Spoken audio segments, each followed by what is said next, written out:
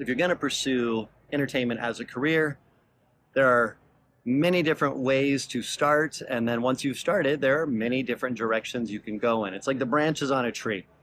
So for myself, I started doing balloons table to table in restaurants. That was how I got my start. I was also doing character work, a little bit of clown work at like birthday parties, but I was dressing up as Barney the dinosaur or Big Bird or Tigger. Noah, on the other hand, your story was the street performing story. How'd you do that? Street performing, yeah. So as soon as I graduated high school, I was in college. I started performing every day for a year. I went and did human statue, mime, balloons on stilts.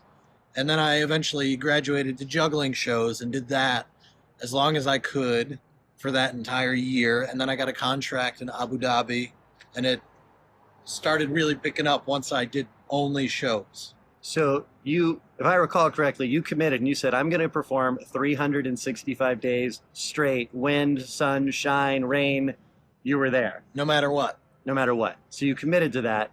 And then you got so good in that time that you landed the Abu Dhabi show. Yes. At Ferrari World, right? Yes. And how long did the Ferrari World contract last? That was 1 year. So you had a 1 year. How many shows a day were you doing there? 4 to 6. 4 to 6 shows a day for a year. I don't know how many days, but that's like 1,000 shows. So you did like 1,000 shows. So for us, you did Abu Dhabi Ferrari World. Right. Sounds like one starting. And for Jonathan and I, as Rootberry, we got Legoland, California. We'd been busting our tail to try to get better. We did an audition. That contract lasted 3 years, 6 shows a day, 5 days a week. So by the time we left there, we'd done like 3,100 shows or something like that. And then that's where it starts to branch out. So it started street performing, local stuff, theme parks for both of us. From there, we graduated to Circus. So our next big thing was Circus. We went to Nevada. We started working the Midway. So we're doing these high technical acts 3 to 6 times a day. What was your next breakthrough after Ferrari World? Because you did Macau, right? Yeah, I came back from that and was gigging locally doing corporates. Yeah. And stuff like that. Then I got China, a 6-week contract there. Yeah. Went and did that. That was at Venetian, and So it was like a casino gig kind of. yeah, So similar to us, we did casinos in Nevada. You did casinos in China. yeah. So, and then after that, that's when you and I started working together After I came back from that, from China, right? yeah, I think we'd actually done a few shows together at right that point. before, yeah, Yeah. And then you came back from China. That's when we launched Daredevils for real and started doing the college market. College market has led to some of the cruise ships, which now you're doing more than me. I'm not really doing ships anymore, but he's starting to ramp up for ships. So this is one of the trajectories you can go on.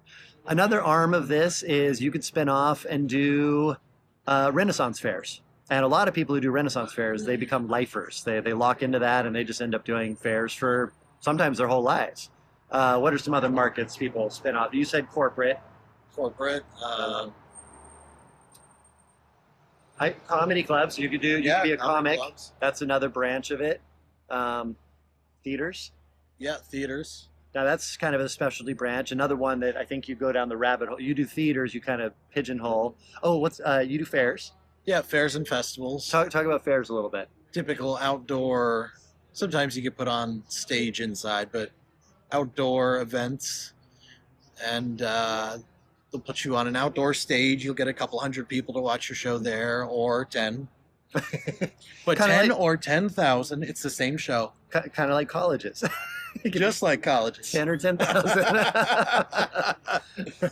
So I say all this to say, and then you've also got acting. You could go the acting route or improv. You could join Second City. Yes, I've seen improv, for sure. Second City people do cruise ships. So the point being, there's so many branches on this and there's so many ways. There's always local work. You can get local work as a technical act, as a comic act, as a variety act.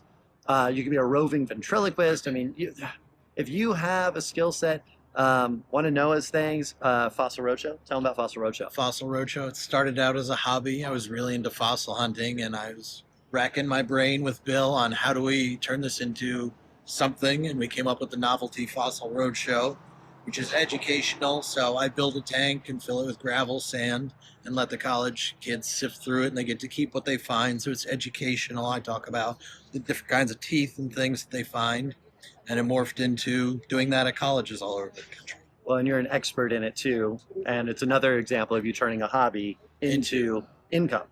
Because to make it as an artist, especially as a full-time artist, you've got to turn it into an income. And the other bonus is we're already going. In fact, we're going to one this next week. We're going to a college booking conference, and what we end up doing is we showcase our juggling act, but then people want to come and see you in the booth and talk to you. It's kind of like a trade show to get bookings. They want to come and talk to you. Well, the next day, they've already talked to us. So he sets up Fossil Roadshow, and we have a whole other reason for them to come in and hang out with us and chat. He gets booked on that and doesn't give me a cut, but I'm not bitter. I'm not bitter. Hey, if that gig in October happens, I've got one booked that you're gonna go do alone. I will. That is the deal. I helped brainstorm the initial idea, and if he's unavailable, out cruising the world or something, then I'll cover the Fossil Roadshow gigs. So, wow, now I really want you to get I already wanted you to get the October gig. Now I really want you. That brings up another one. There's also Branson, Missouri, which is kind of like cruise ships on land. And Pigeon Forge, Tennessee, all the tourist destinations all over the country. Yep. And I know I'm kind of coming back round here, but there are street performing venues all over the world, and it's bigger in most other countries than the U.S. So if you want to travel and you want to just kind of be master of your own destiny, and you have a strong voice or like to lug a lot of equipment. Here, I don't know if you see all this equipment. That's one street performer show right there. All that stuff. I'm kidding. That's the band. That's the band. I'm just teasing. But for the people who love street performing, they love street performing. Everyone finds their Niche. deal. Their niche. Exactly. So I say all this to say there are so many different ways that you can go after it. And somewhere between the thing you love to do and the thing that people are willing to pay for, somewhere in there is the sweet spot where you can make a living. And you hope it's closer to the stuff you really love rather than the things that are a little more challenging. Oh, one more thing, and this is so important. Sometimes, especially when you're working a 9 to 5 already, or you've got a couple part-time jobs, you go, how in the world am I going to transition over? Ask yourself if you can find something that maybe it isn't the thing you want to do, but is it closer? Like I started out, I wanted to do a juggling show, but I couldn't find anyone to book me as a juggler. So I started doing balloons in restaurants, making animals and clowning and character work. It wasn't juggling, but it was closer to juggling than what I was doing, making pizza at my part-time job. I actually had 4 part-time jobs at the time, and none of them were entertainment related really. So anyways, there's some stream of consciousness thoughts for you here on this lovely evening in Tampa, Florida. We are doing spots here on the stage as well as some ambiance. So, yeah, any closing remarks, Mr. Noah? Work hard. You've got to work hard. You've got to work hard. You've got to work hard. You've got to work hard. If you want anything at all. You've got to work hard. Good.